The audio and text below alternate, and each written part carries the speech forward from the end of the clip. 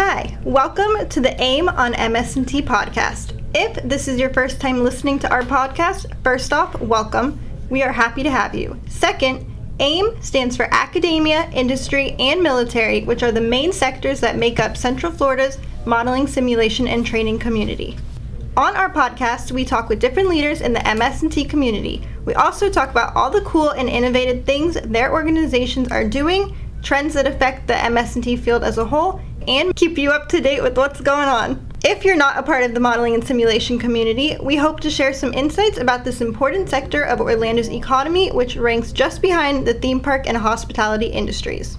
I'm your host, Kate Finkel, and today we are talking with Lieutenant Colonel Rory Hermann, Product Manager for Range Training Systems, Program Manager Training Systems, also known as TRASYS, which is a part of Marine Corps System Command, also known as MARCOR Syscom. Colonel, thank you for joining us today. To start this podcast off, how did the Marine Corps put you on path to your current role in the modeling, simulation, and training community? Well, thank you for having me. I started out as a communications officer in the Marine Corps in 2007. I worked at the communications company. I was an advisor to Afghan forces. I worked at MEF staff, and I was also part of regimental staff for 8th Marine Regiment and Task Force Southwest as their communications officer.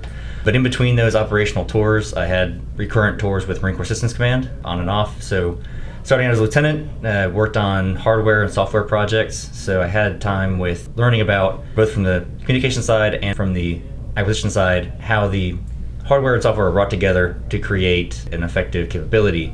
And then my time with the fleet gave me a perspective as the training audience. What are the things that you want to see? Where do you find your deficiencies? And how do you look to a training provider to fill those gaps for you? That's been how I've been able to come into this position and know where things need to move. Thank you for explaining that. Now that our audience knows a little insight into your backstory and how you got where you are today, in your own words, how did TRASYS come to be, and how has its mission evolved into what it is now? TRASYS started out during the early 2000s. Up until that point, the Marine Corps and the Army had always collaborated on training capabilities because we use very similar equipment. But during the War on Terror, with the influx of extra funding in order to provide training before deployments, the Marine Corps decided it needed an extra capability to manage those funds and make sure that they're being spent appropriately and on the right equipment. So TRASYS was developed as a reaction to that, to do emergency kind of contracting, get the capabilities out to the users as quickly as possible. Since that time, the mission has evolved to become more of a long-term planning and equipment. We work with our requirement sponsor, Training and Education Command, at Range Training Products Division, to figure out what the Marine Corps needs in the future and to acquire that capability from the ground up. Oh, okay. Switching on to the topic of projects, what kind of projects are you able to talk about that TRASYS is currently developing and show potential to break new ground in improving Marine warfighter readiness? Possibly in the means of safety, improved student retention, or some other types of innovation?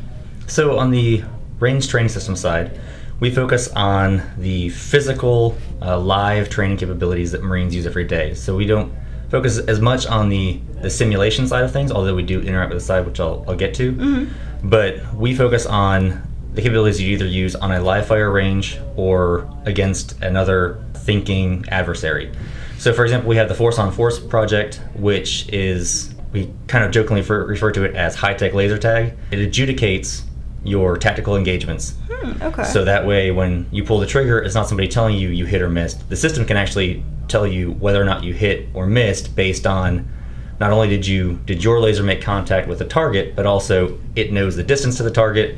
So would that round have actually gone that far? It can adjudicate through buildings, it can adjudicate for vehicles, so that gives the Marines a chance to actually practice their real life tactics, techniques, and procedures before ever going forward, and then also have someone react dynamically to what they're doing in a real world environment, not just in a war game, but actually having to deal with the frustrations of time, space, weather, all the things that don't get included on a sand table exercise or a simulation. Right. And then we also have the electronic warfare ground instrumented ranges, which is there to train Marines how to recognize the operations in the electronic environment and also how to respond to it. So it's getting after the full spectrum capabilities that exist beyond your traditional shoot, move, and communicate, but also how the congested spectrum that we live in might affect your future operations, so that it adds an extra layer of complexity to their training and prepares them for operation in the real world. And all of this ties back into the live virtual constructive training environment. We say that we are the live piece of that triangle with RTS, and always looking at how do we combine that so we can expand our training beyond just our limited geographical area, but also affect training audiences that may be on another continent through that constructive virtual simulation. We are definitely looking forward to those upcoming projects. Now, like many organizations in Orlando's MS&T community, PM TRASYS does a good deal of collaboration with other entities in our ecosystem. As I understand it, particularly with PRO-STRI, given the similarities between the Army, the Navy, and Marine Corps missions, could you describe any collaborations either with STRI or another organization that you'd like our listeners to know about? It's great to be down here in Orlando because we get to work with the Army and the Navy. Obviously, there's been a Marine Corps element down here for a much longer period, but working as a liaison with the Navy.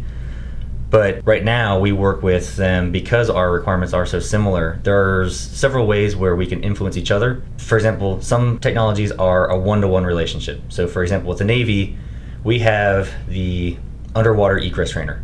Well, the Navy has many more of those than we do, so we've been able to leverage their knowledge, experience, and sometimes even their contracts to get after those capabilities faster and more efficiently for the Marine Corps. Yeah. And then other times with the Army, the one-for-one would be targetry. Everybody shoots the same rounds at the same targets.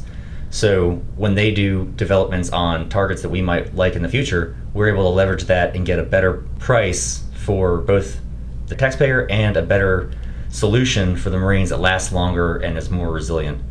Meanwhile, there are other capabilities that are similar, but we're able to use each other as almost a competition to find the best capabilities and get those out. So for example, with force on force, we go with a laser-based solution. So we are limited by certain amounts of terrain, line of sight specifically, because the laser has to see the target. Whereas the Army pursues more of a geolocation-based solution. When you pull the trigger, it knows where you are, it knows where the target is, it doesn't have to see the target, and it can adjudicate that. Yeah.